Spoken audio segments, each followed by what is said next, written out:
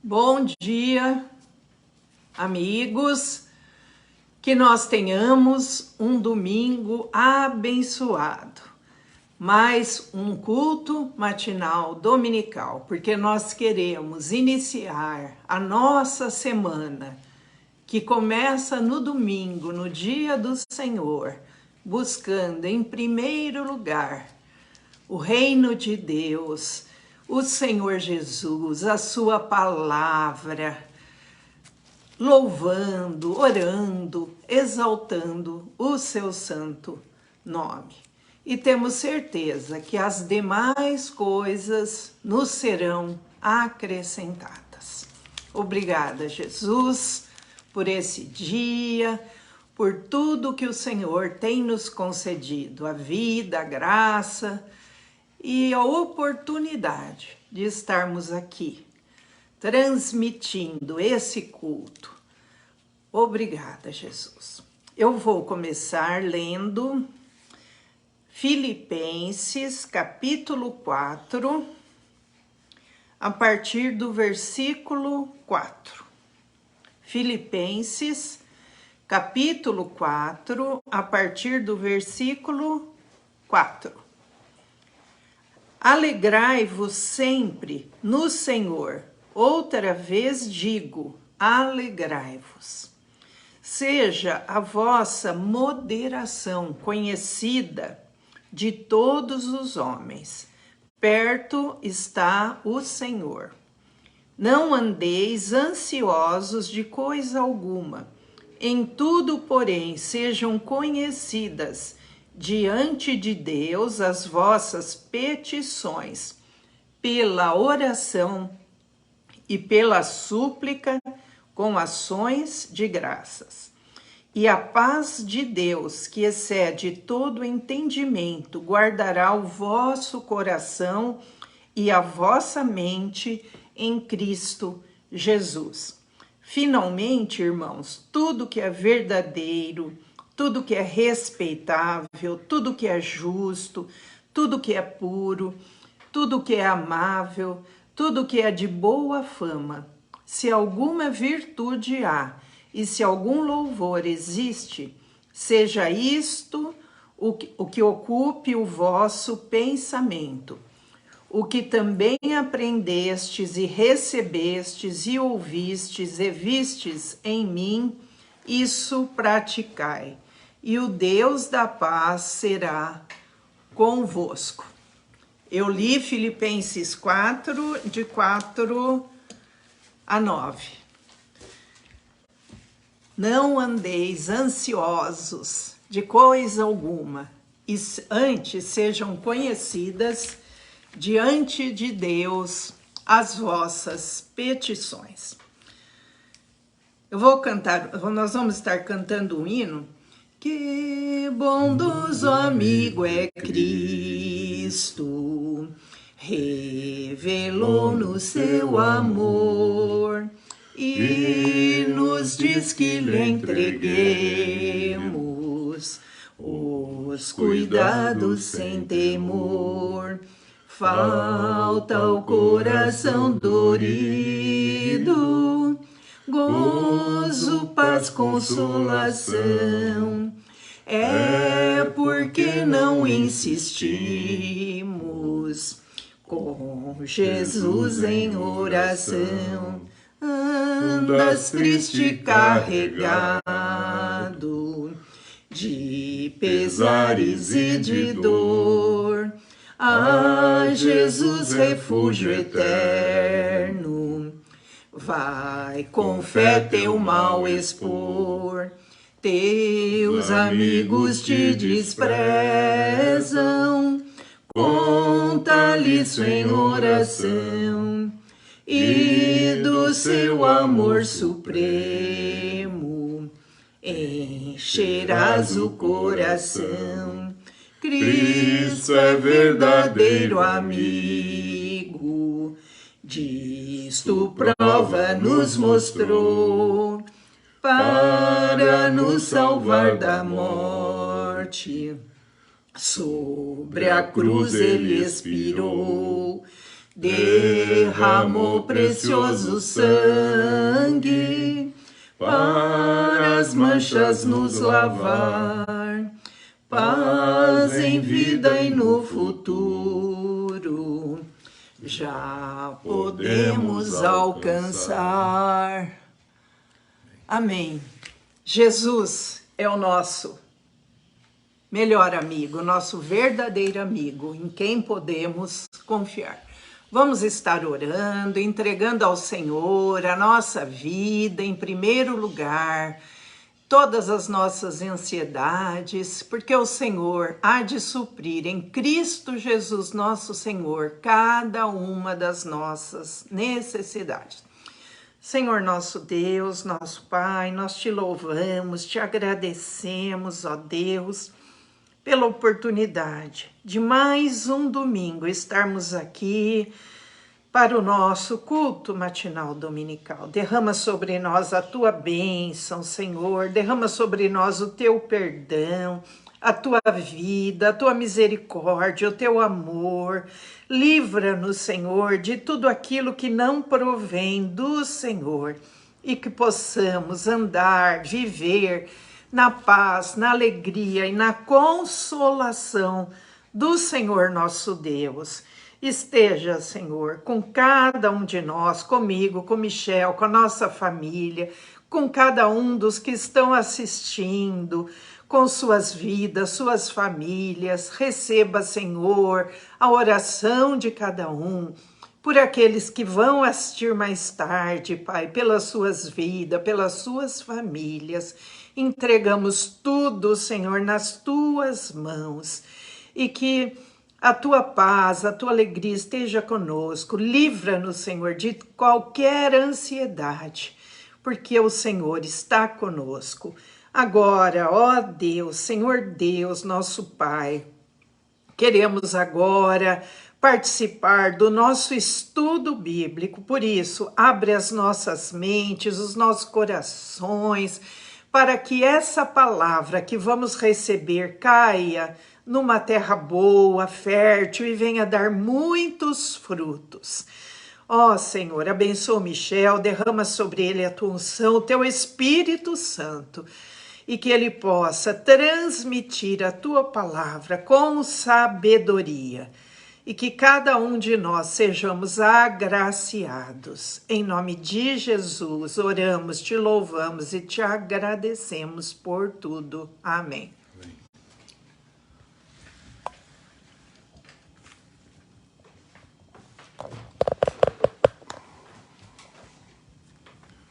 Bom dia, irmãos, bom dia, irmãs. A graça e a paz de Cristo estejam com todos vocês e conosco também, nesse dia e mais essa semana que nós vamos vivenciar, que começa hoje. Uma semana de graça, de bênção. Hoje eu gostaria de trabalhar um tema que é o seguinte: por quem eu e você estamos sendo atraídos? Eu gostaria que vocês abrissem no texto que está em João, Evangelho de João, capítulo 3, o versículo 14 e 15. Primeiramente, eu vou fazer essa leitura e depois vou fazer uma segunda leitura em João, capítulo 12. João, capítulo 3, versículo 14 e 15. E do modo porque Moisés levantou a serpente no deserto, assim importa que o Filho do Homem seja levantado, para que todo que nele crê tenha vida eterna. Só para a gente entender, esse fato ocorreu lá em Números, quando o povo de Israel estava caminhando pelo deserto, eles se tornaram impacientes, falaram contra Deus e contra Moisés pela libertação que eles haviam tido, e diz que a alma deles estava já cansada, cheia daquele maná que Deus estava dando no deserto e cuidando deles. Deus mandou serpentes abrasadoras e diz que Depois o povo tomou consciência da sua condição e falou para Moisés: ora por nós, pede para Deus tirar essas serpentes. Aí ele fez uma serpente de bronze, tem o sentido onde se tira o pecado, onde se revela o pecado, e lá também se consuma o pecado, porque o bronze tem esse sentido em toda a construção, inclusive do tabernáculo. Até Jesus Cristo tem um pé como de bronze que pisa o mal. E assim nós passamos a entender essas figuras que estão na palavra de Deus, mas tem uma revelação para nós, explicando o sentido mais pleno. O tabernáculo, tudo que ficava fora, não no lugar santo, nem no santíssimo, tudo que ficava fora, onde era feito os sacrifícios, exposto ao sol, era tudo feito de bronze. Todas as coisas, todos os utensílios, tudo era de bronze, simbolizando o lugar aonde é consumado a condição de expiar e consumar o pecado. Então, esse tem esse sentido dessa serpente de bronze. Aí ele fez essa serpente. E Jesus usou essa figura, tanto citando aqui em João 3, como também em João 12. Eu gostaria que você abrisse agora, no capítulo 12, os versículos 32 e 36, nós lemos assim: e eu, quando for levantado da terra, disse Jesus, atrairei todos a mim. Eu quero trabalhar contra esse contexto do atrair, atração. Todos a mim. Isto dizia, significando de que gênero de morte estava para morrer. Replicou-lhe, pois, a multidão: nós temos ouvido da lei que o Cristo permanece para sempre. E como dizes tu ser necessário que o Filho do Homem seja levantado? Quem é esse Filho do Homem? Respondeu-lhes Jesus: ainda por um pouco a luz está convosco. Andai enquanto tendes a luz, para que as trevas não vos apanhem. E quem anda nas trevas não sabe para onde vai. Enquanto tendes a luz, crede na luz, para que vos torneis filhos da luz. Jesus disse essas coisas e, retirando-se, ocultou-se deles. Queridos, eu quero dizer, e você sabe, eu tenho certeza absoluta, que todo o universo está cheio de leis chamadas leis naturais. Como também existem todas as formas de leis para expressar exatamente o sentido da própria vida, a essência daquilo que Deus é: bom, bondoso, benigno, misericordioso, cheio de justiça, de graça, e assim essa expressão de amor ágape, desinteressado. Deus criou todas as coisas, os seres celestes e os seres terrestres, que vão administrar com ele todo o universo. Ele criou com amor, em amor, e para expressar esse amor desinteressado. Quer você conheça as leis naturais da natureza ou não, por exemplo, lei da gravidade. Tem uma lei. Uns conhecem, outros não conhecem. Você conhece ou não? As consequências, uma vez quebrada essa lei, virá, acontecerá. Quem assim quebra, sofre o dano. Mas se você conhecer, você pode dominá-la e usá-la em benefício para um crescimento cada vez mais físico, psíquico e até mesmo espiritual. Tem muitas leis. E é claro que entre as muitas leis que nós temos uma lei que eu quero trabalhar hoje, de um princípio que é a lei da atração. Quando Deus formou o universo, criou e deu a forma a esse universo, ele fez tudo isso com amor e muito amor. E ele é o centro de uma atração onde todas as coisas deveriam convergir e trabalhar em prol da vida. A Bíblia fala sobre ser atraído de duas maneiras. Ou você é puxado, é um sentido de atração puxado, por um poder interno que te move, ou você é capturado com uma isca. É as duas palavras que você vai encontrar no Novo Testamento. ou você é helco, que é esse texto lido que Jesus falou, quando eu for levantado eu vou atrair todos a mim. Essa palavra significa ser atraído no sentido de ser comprimido, constrangido, mas não é uma constrição por obrigação, é uma constrição voluntária de tão grande amor que Deus deu para cada um de nós, que nos amou. Isso me constrange, o amor de Deus. É tão grande que eu não tenho outra coisa a não ser dizer gratidão, Senhor. Obrigado, Senhor, por tudo o que o Senhor fez, pela própria vida que o Senhor concede a cada um de nós, a mim, para poder expressar com a minha vida esse amor com que o Senhor tem nos amado desde antes da criação. Então nós temos esse contexto desse ser atraído por esse poder interno que acontece em nós, que nos constrange por causa do amor que recebemos, ou nós podemos ser seduzidos também por um poder interno que acontece em nós a partir de provações, quer sejam que provém do bem ou do mal, do bom que é Deus ou do mal que é o maligno. Vamos sofrer essas condições no transcorrer da nossa vida. E nós não podemos ser capturados, a palavra é ideliago, como uma isca, iludido, enganado, desviado do caminho da vida, por um agrado ou por alguma coisa que seduz. Então, ou você é atraído sem interesse algum e para viver sem interesse algum, ou você é seduzido por alguém que tem interesse e que te induz a você ficar interessado apenas em você, centralizando em você mesmo todas as coisas. Então, quer dizer, primeiramente agora, sabendo que existem essas duas formas de atração, que Deus é amor. Veja a palavra, Deus é amor. Ele não tem, ele é.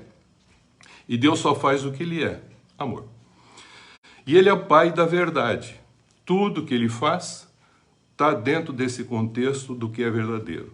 Então, nesse seu infinito amor, ágape, que é o amor desinteressado, é o único amor que ele gostaria que acontecesse em todo o processo da criação, é o que vai acontecer, o que nós chamamos, sendo ele bom, ele vai realizar através do que ele faz bom, fazer com que aconteça a bondade e a benignidade dele.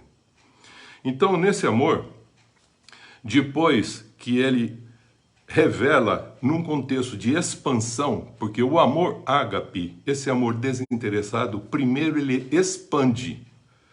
Por isso que ele falou, haja luz, é um processo de expansão nesse universo.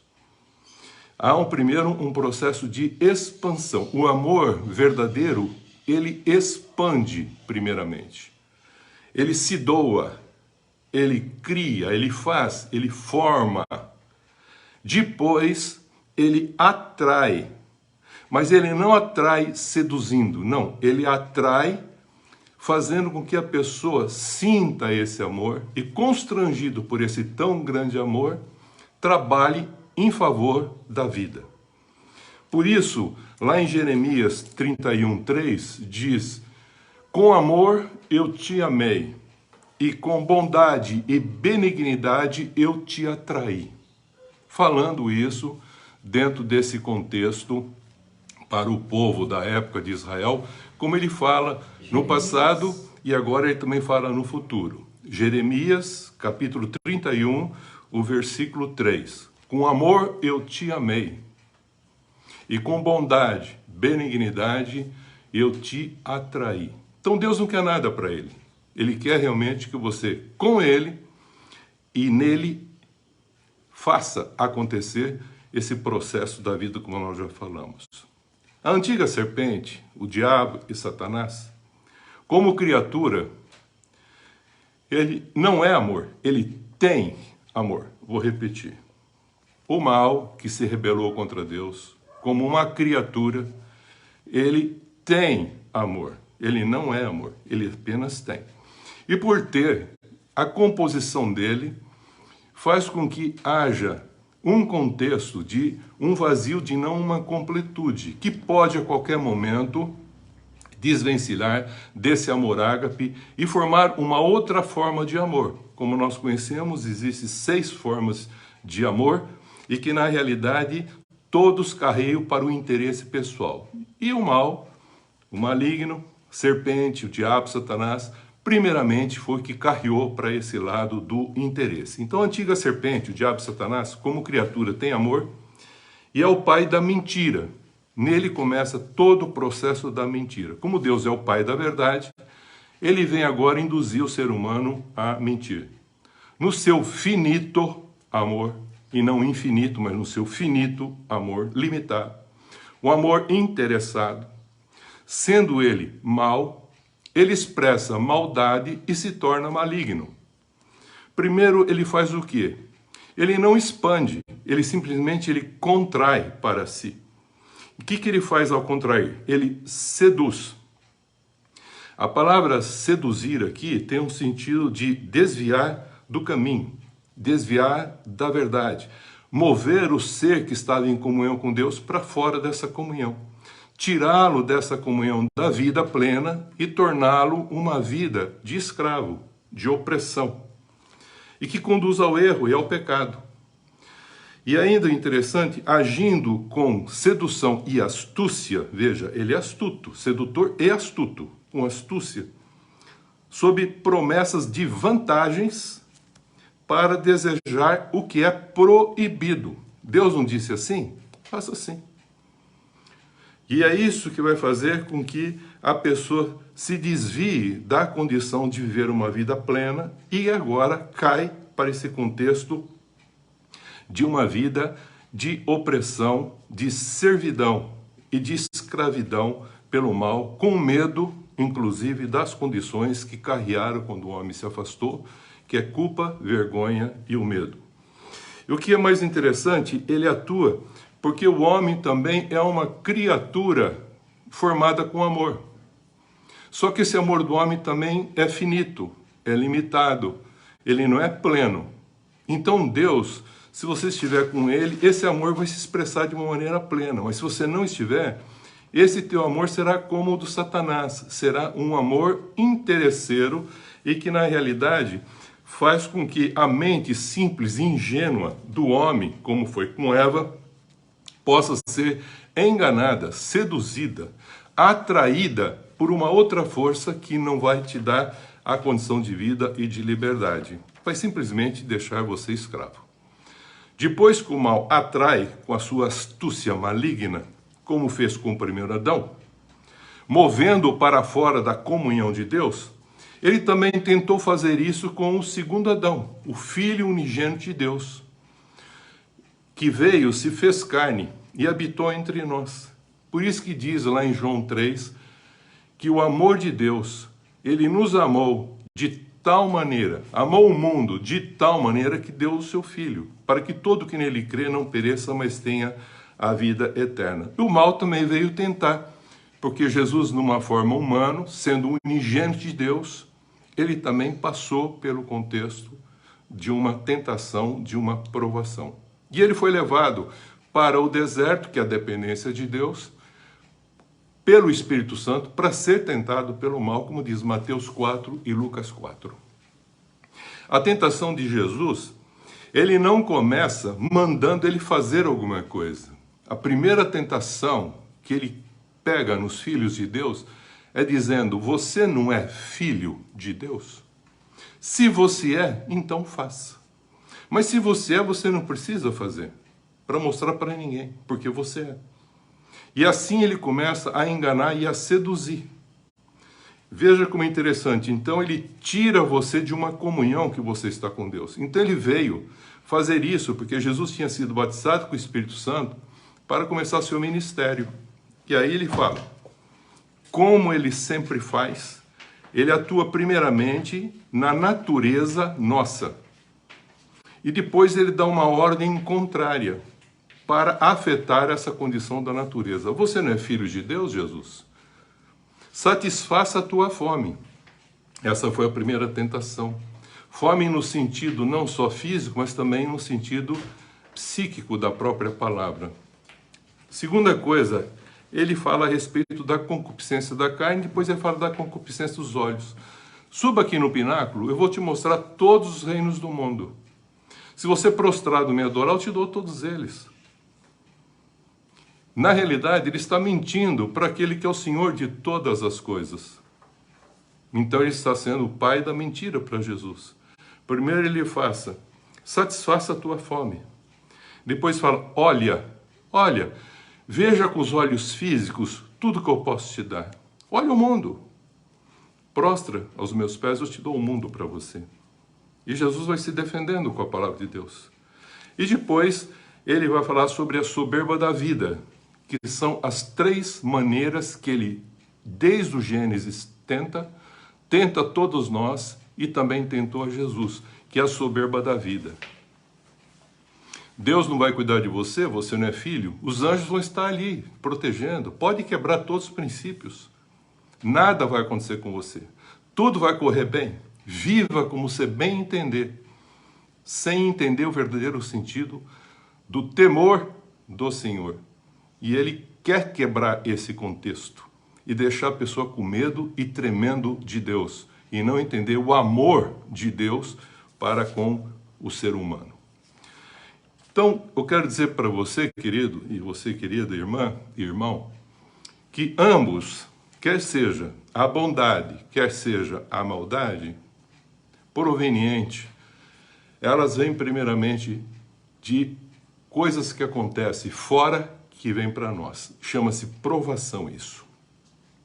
E move a pessoa para comunhões distintas e também para comportamentos, e é conduzido a sua vida de uma maneira que pode ser ou para o bem ou para o mal.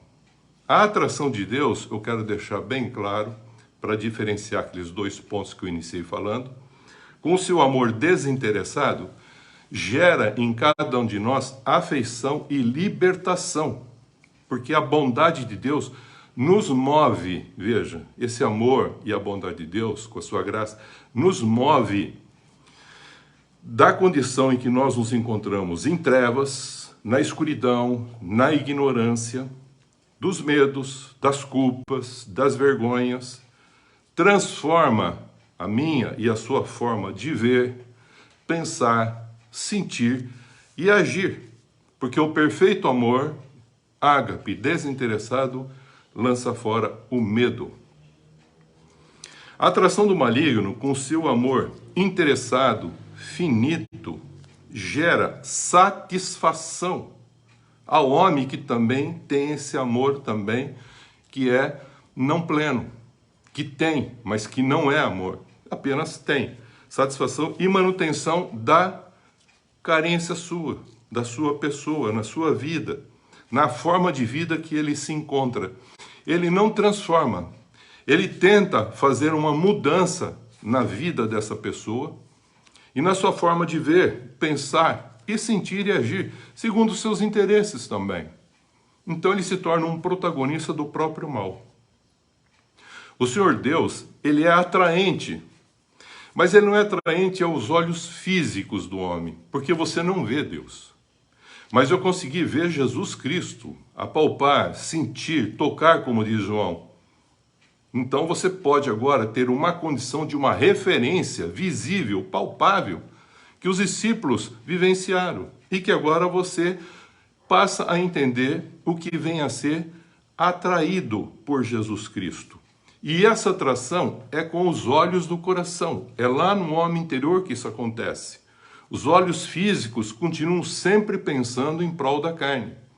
E os olhos do coração pensam para a alma e para o espírito, para o alimento espiritual, muito mais que para o alimento físico. Por isso que o reino de Deus é justiça, paz e alegria no Espírito Santo. Não é comida e não é bebida. O Senhor atrai, mas jamais trai. Por quê? Porque Ele é bom, porque Ele é fiel, porque Ele é justo, porque Ele é verdadeiro, porque Ele é amor. Pronto. Amor desinteressado. Ágape. Só nele. E é esse amor que Ele quer que a gente alcance em Cristo Jesus, como nós já vimos. Isaías, querido, que fala lá em 53, 2, 3, quando se referia sobre a vinda do Messias, Jesus Cristo, que já veio, Ele falava que não se via nele beleza alguma. Quem olhava com os olhos físicos não via nele beleza alguma. Quem olhava para ele via um homem, um judeu, um nazareno, filho de José, filho de Maria, seus irmãos, mas não conseguia ver nele o Cordeiro de Deus. Então, havia um processo de limitação que o olho físico não consegue ir além do olho do coração, que há entendimento e compreensão, revelação. Por isso diz, mas o nome dele, embora fisicamente eles não viam beleza alguma, meneavam a cabeça, esse é filho de Deus? É um judeu qualquer. Mas o seu nome, diz Isaías 9,6, é maravilhoso conselheiro. Isaías 28, 29 afirma que Deus é maravilhoso em conselho e grande em sabedoria. Marcos 11, 18, Lucas 4, 32 e outras passagens diz que as pessoas que conviviam com Jesus na época em que ele estava falando a respeito do reino de Deus, fazendo maravilhas e acontecendo essas coisas, todos estavam maravilhados da sua doutrina e dos ensinos que Jesus realizava, falava, e eles estavam assim, admirados pela autoridade com que ele falava, lá em Marcos 1, 22.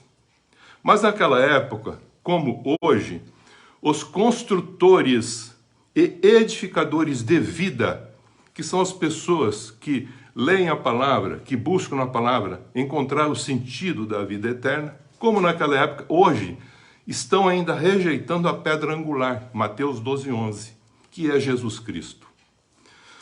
Os olhos físicos humanos são a lâmpada do corpo, querido. O olho é uma expressão que liga-nos com a luz do sol diretamente no cérebro. No cérebro, eu já expliquei que formam as imagens. Mas também a percepção, o tato, a audição, elas entram e ajudam a formar essas imagens. Essas imagens em ação formam as ideias que passam para a nossa alma. E aí, na alma, na mente, nós construímos os pensamentos. Mas precisamos das imagens. Então, aqui, os olhos dos homens são a lâmpada do corpo. Os olhos é a lâmpada, são a lâmpada do corpo. E ele diz, se os teus olhos forem bons, todo o teu corpo será luminoso. Mas, se os seus olhos forem maus, ele não está só se referindo a esse olho físico, mas também a ele dizendo que eu preciso enxergar com o olho do coração e também com o olho do Espírito, que é a palavra de Deus. Se eles não forem bons, todo o teu corpo será trevas. E que grandes trevas serão. Então ele mostra que o nosso corpo, ele não vai ser nem um receptáculo da luz e nem um emissor de luz, porque o corpo, a terra por si só, não tem luz própria. Veja, primeiro ele fala, será luminoso se forem bons os olhos. Será luminoso o teu corpo. E é isso que é o contexto da glória. Mas se o teu corpo não for luminoso, ele vai estar em trevas. Então, estará em trevas. Não emitirá essa luz. O maligno, por ser mentiroso e interesseiro, ele é sedutor, ele é atraente, mas trai. A atração é a ação de atrair algo ou alguém, de forma encantadora ou sedutora. Por isso que fala, maravilhoso é Deus. Muitos que falam maravilhoso é Deus, mas podem estar sendo seduzido ou atraído por alguma outra coisa que não é o contexto do próprio Deus, mas é interesse, é desejo nesse Deus, que desperta esse desejo e move a vivenciar ou para uma condição boa ou para uma condição má. Cabe a pergunta agora para nós. Você é constrangido pelo amor de Cristo na cruz, pelo que ele fez no seu lugar? Agora é interessante, porque Jesus falou, se você quer ser meu discípulo, negue a si mesmo e toma a sua cruz. 2 Coríntios, capítulo 5, versículo 14, tem uma palavra que fala de atração, não? De constrangimento. O amor, na sua bondade, nos atrai. Mas ao mesmo tempo que ele atrai, esse amor tão grande que ele tem por nós, nos constrange. Essa palavra que também está em 2 Coríntios 5,14 e Filipenses 1,23, de constranger, é uma palavra que fala sobre sunexo, que significa... que é essa palavra? Significa uma coisa que oprime, que aperta em todos os sentidos. Mas o que é interessante, ela não é constrangedora por obrigação, mas ela é constrangedora por amor. Então você faz algo, quando você é convidado a negar a si mesmo, tomar a sua cruz e seguir Jesus para ser um discípulo dele, você faz isso espontaneamente e não constrangido por obrigação, porque tem essa palavra constrangido por uma imposição, que é uma outra palavra, que é como aquele que foi e quando ele estava passando o Níger, eles chegaram para ele constranger ele a carregar a cruz de Cristo. Então, muitas vezes é imposta alguma coisa que, na realidade, nós precisamos entender que esse constrangimento não é por obrigação, não é por ordem obrigatória, mas por livre e espontânea vontade. Porque 1 Coríntios 1,18 fala, certamente a palavra da cruz é loucura para os que se perdem. Mas para nós, a palavra da cruz é o poder de Deus, inclusive para a nossa vida. Precisamos entender isso. Então quero colocar diante dessas considerações o seguinte: diante da cruz, você se sente provado ou tentado? Quando você é convidado a negar a si mesmo, tomar a sua cruz, você se sente atraído, livre espontaneamente para fazer isso, ou você se sente tentado a rejeitar isso? O que gera dentro de você o sentido e o significado da cruz? Para se doar como Cristo fez por nós, nós podemos fazer agora para o nosso próximo, nosso irmão. Se você for aprovado e você fizer isso espontaneamente, você está sendo atraído por aquilo que Jesus falou. Quando eu for levantado, eu vou atrair a mim as pessoas.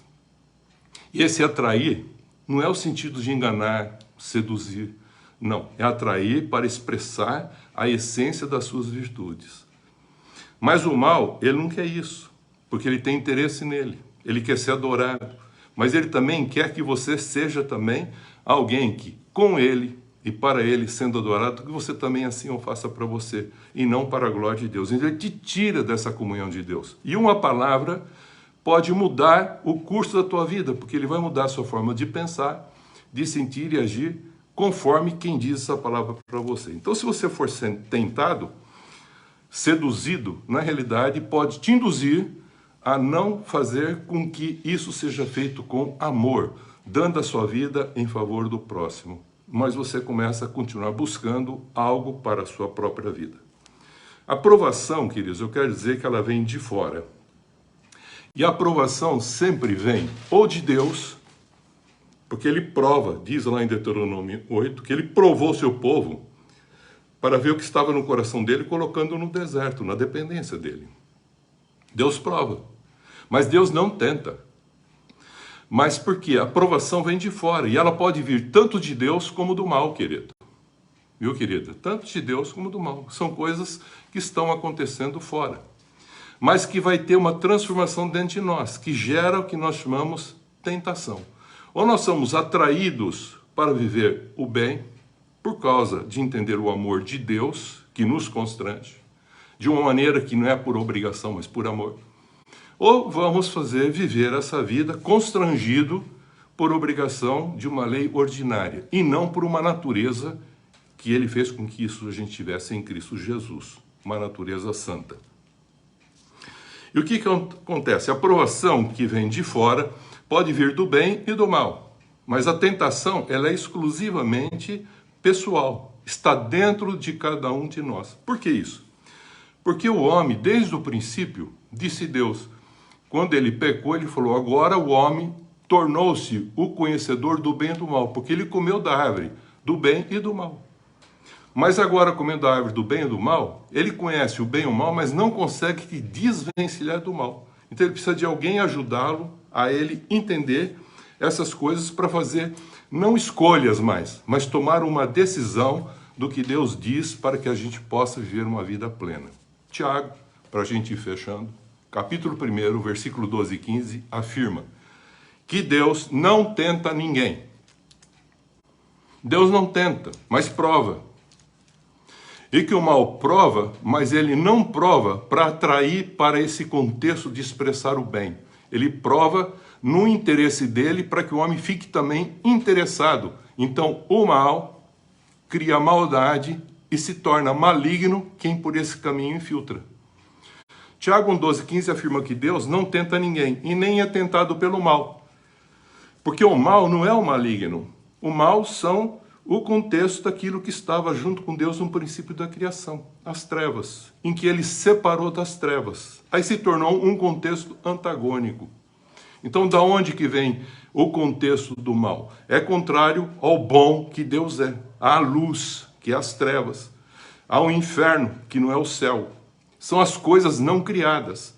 É aquele contexto que eu disse, é de um corpo sem luz, enquanto o outro vai ter um corpo com luz, se os teus olhos forem bons. É assim que Jesus ensina. Então a tentação provém da própria cobiça, diz Tiago, do homem. Então as provações estão acontecendo, mas dentro do homem, por ele conhecer o bem e o mal, pode aparecer o que nós chamamos tentação. E ela não vem de Deus. Ah, sou tentado por Deus. Não. Você é tentado por algo que está dentro de você, são as suas carências, os seus conflitos, as suas dúvidas, as suas faltas, as suas necessidades. Então a tentação provém da própria cobiça do homem, que atrai, diz, e seduz. Presta bem atenção. A concupiscência dos olhos, a concupiscência da carne, a soberba da vida, ela falou que ela provém do mundo. E também ele fala, não ameis o mundo e nem as coisas que há no mundo. Senão o amor de Deus não está nele. Está isso aonde? Lá em 1 João, capítulo 2, versículo 15 a 17. E o mal só tenta nessas três condições. Não é a sexualidade, mas é a sensualidade da carne. A sensualidade dos olhos. Veja como você vê as coisas. Não só no sentido físico, mas com o coração. No entendimento, na compreensão e também com os olhos do Espírito pela palavra de Deus. É isso que ele fala. Então ele fala exatamente esse contexto. E também a soberba da vida, que o homem quer ter poder, quer ter empoderamento, quer ter, ser, possuir, mas não quer administrar, como eu já falei, cultivar e guardar o que Deus pediu, administrando com ele a vida e administrando as coisas que Deus assim informou. Então a cobiça, que é o desejo de ter, de ser, possuir, ganhar, dominar, controlar, empoderar, quando concebida, dá à luz o pecado. E o pecado, uma vez consumado, diz Tiago, apoteleu significa completado, bem trabalhadinho, com sucesso, e aperfeiçoado esse pecado, ele se torna visível. Então, gera o que nós chamamos a morte. O homem, querido, por ter o conhecimento desse bem e do mal, tem em si mesmo esse potencial para atrair e trair conforme os seus próprios interesses. Então o homem, muitas vezes, ele não trai outro. Primeiramente, ele trai a si mesmo, porque ele está fora de um propósito. Ele entrou por um caminho paralelo, como eu tenho falado, que não é esse caminho do fluxo da vida que Deus assim constituiu.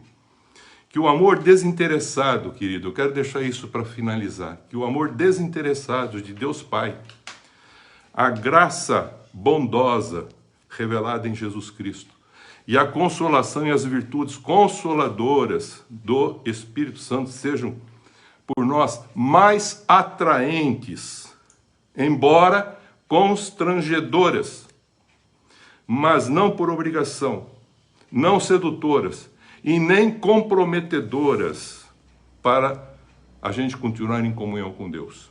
Lembre-se, fechando agora o pensamento, Deus bom é amor, e com o seu amor desinteressado, primeiro ele expande, se doa, ama, perdoa, dá todas as coisas, depois ele atrai, para que nós juntos com ele administramos o sentido da vida, ou expressamos com a nossa vida, que ele nos deu, a vida que ele propôs para que a gente assim o vivesse. O maligno, ao contrário, ele, com seu amor interesseiro, primeiro ele se contrai para si mesmo, desejoso por carências, desejando por faltas. Ele faz o seguinte: ele se contrai, seduz e depois atrai. E por que ele faz isso? Porque ele torna agora o homem um igual a ele, que para expressar agora o mal, fazendo a maldade e se tornando o maligno. Então você mesmo, querido, provados ou por Deus pelo bem, pelo bom, ou provado pelo mal, vai vivenciar essa vida. E eu quero deixar bem claro que você também tem um amor interesseiro. E Jesus veio para nos ensinar a alcançar esse amor ágape, o amor de Deus. Por isso que muitos, eu vou voltar a repetir isso, que eu já falei em estudos anteriores. Eles citam o contexto da lei. Quando Jesus falou para aquele homem que perguntou o que fazer para ele dar a vida eterna, ele falou: como você interpreta a lei? Ele falou: amar a Deus de todo o coração, de toda a tua força, de todo o teu entendimento, e o teu próximo como a si mesmo. Jesus falou: vai e faça. Isso a lei diz que é para fazer. É natural você fazer isso. Ele falou: quem é meu próximo? Aí Jesus contou uma história para ele. Então nós precisamos entender bem o que está sendo falado. Jesus, quando falou amar o próximo a si mesmo, não é o mesmo amor que ele veio trazer para nós, queridos. Lá em João 15 ele falou assim: Deus me amou e diz que também ele amou a nós de tal maneira com amor ágape. E ele quer que a gente acrescente a nossa fé até alcançar, como diz 2 Pedro, capítulo 1, versículos 5 a 11, o amor ágape. Por que ele quer esse amor ágape e não um amor interessado? Para que a gente não tenha apenas relacionamentos, mas sim comunhão, não só com Deus, mas também com o próximo, para que haja uma alegria plena. É isso que ele está falando a respeito. Então ele quer falar que esse amor interessado que nós também temos impede da gente alcançar esse amor ágape pleno. E alguém vai alcançar isso? A gente pergunta. Vai, porque Jesus falou que com ele, com o Espírito Santo e com Deus em comunhão, isso é possível. Por isso que nós temos que perseverar. Por isso que ele fala que a gente passa a ser atraído muitas vezes pela cobiça que está dentro de nós, seduzido muitas vezes. E a gente não só trai, mas também acaba fazendo o quê? Traindo, atraindo e traindo, porque nós estamos sempre envolvidos com esse amor que não é o ágape, desinteressado. Ele quer que a gente alcance esse amor desinteressado. E a pergunta que nós fizemos continua fazendo um contexto em nós. Por quem você é atraído? Você é atraído para que ocorra uma transformação? Mesmo constrangido, não por obrigação, mas por amor? Ou você é atraído por uma obrigação ordinária para que você faça as coisas e você acaba ficando retido, constrangido, que ele está falando, que emprega uma força contrária àquilo que a natureza ou o direito te quebra essa condição. Muitas vezes está sendo agido assim a nossa vida. Nós agimos não só conosco, mas também com o próximo. E nós acabamos traindo. E nós, quando constrangidos no espírito, nós sofremos consequências, inclusive físicas, como cita a palavra que está lá em Atos 20, 22. A gente viu que Jesus libertou uma mulher no sábado que estava encurvada, porque o problema dela era um problema espiritual que estava afetando ela como um todo. E Jesus a libertou.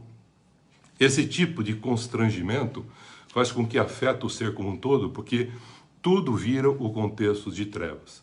E ele veio trazer luz. E essa luz que ele veio trazer é o constrangimento, que por amor nos leva à gratidão e expressar com gratidão a nossa vida, aquilo que nós recebemos de Deus. Que Deus abençoe, queridos, em Cristo Jesus, e que a gente possa entender por quem nós estamos sendo atraídos. Lembre, só tem duas situações que a Bíblia cita. Ou é uma atração amorosa, desinteressada, e é uma atração interesseira de relacionamento e que acaba em nada. A gente pode escolher. Essa seduz, essa última. A primeira não seduz. embora a gente não esteja entendendo nada com os olhos físicos, mas a gente está entendendo pela revelação de Deus, o amor de Deus e o temor de Deus para conosco e o nosso temor para com Deus de respeito, consideração e gratidão. Que Deus abençoe em Cristo Jesus e que a gente possa continuar crescendo nesse conhecimento, nessa graça de Deus e de Cristo, em nome de Jesus.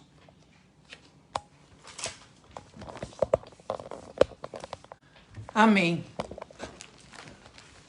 Vamos estar encerrando esse nosso momento de culto, que Deus esteja abençoando a sua vida e que você possa cada dia mais estar buscando a Deus, buscando conhecer e receber dele esse amor, porque sem Jesus não dá. Sem Jesus não dá, sem amor não dá, sem a paz não dá.